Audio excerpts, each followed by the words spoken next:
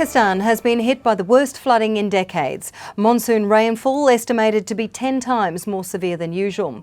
Data captured by the European Space Agency shows that more than a third of the country is underwater, an area which is roughly the size of the UK. The floods have claimed more than 1,300 lives, destroyed millions of homes and swept away crops, livestock and major infrastructure. Joining us now is our Pakistan correspondent, ZOFEEN Ebrahim. ZOFEEN, can you take us through the extent of the devastation? It's really huge, Oriel, if you ask me. It's just, you just see like huge swaths of water, not land, just water if you take an aerial view. And the water's now turned green, by the way. It's been standing there for 2 weeks now that the rains have stopped. And you can imagine the 33 million people that have been affected. That's a huge population. It's 15% for us, but it's like you just see people all over the place.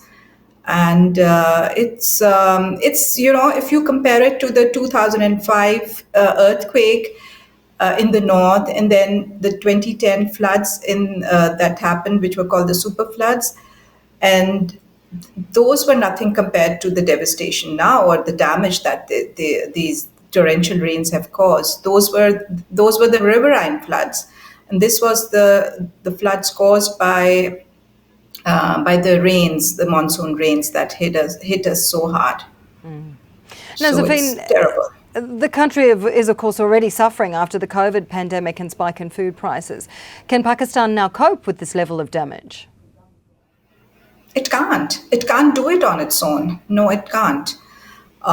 We need a lot of help. Definitely, our governments are unprepared, and but the unfortunate part is that last time, for the other two catastrophes that I mentioned, there was a lot of international help as far as funding was happening. But this time, there's very, very minuscule aid coming in.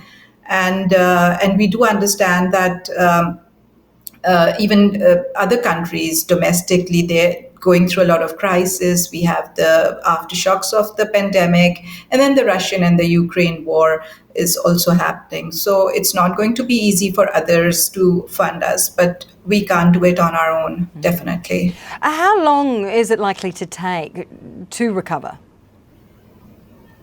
Ariel, it'll take forever, I think. I can't give you a time frame, but the damage is so huge that we can't repair, we can't get back to our old self.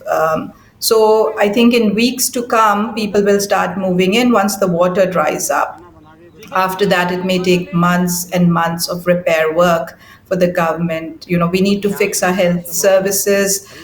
There's been a huge damage to that as well. Then roads have to be repaired, and then bridges have to be built. So it will take a long time, and it won't be easy. Now, you've said that the floods have caused some significant destruction to major infrastructure, and there's now news that the 5,000-year-old Indus Valley Civilization ruins have been impacted. That's true, Mohenjo-daro. Yes, that's in Sindh, and that has been very badly damaged. I'm told by archaeologists. It's there's they say that because of the rains that the water has gone into the areas that were excavated, and the walls of some of those. The ruins have the rain has gone inside it, and the walls have tilted. So yes, and our big iconic mound of death that you see on our 20 rupee note, that has also been damaged. But right now, you can only see it under a huge blue top. But there are other ruins also, like the Fort Digi ruins, and then there is the Ranikot Fort ruins. They have also been very badly damaged. We also have Buddhist stupas around across the region. Those have been damaged. So there's like the archaeologists say that there are no ruins that have not been affected. Yeah, that's incredibly sad, in addition, of course, to the destruction that has been caused to people's lives.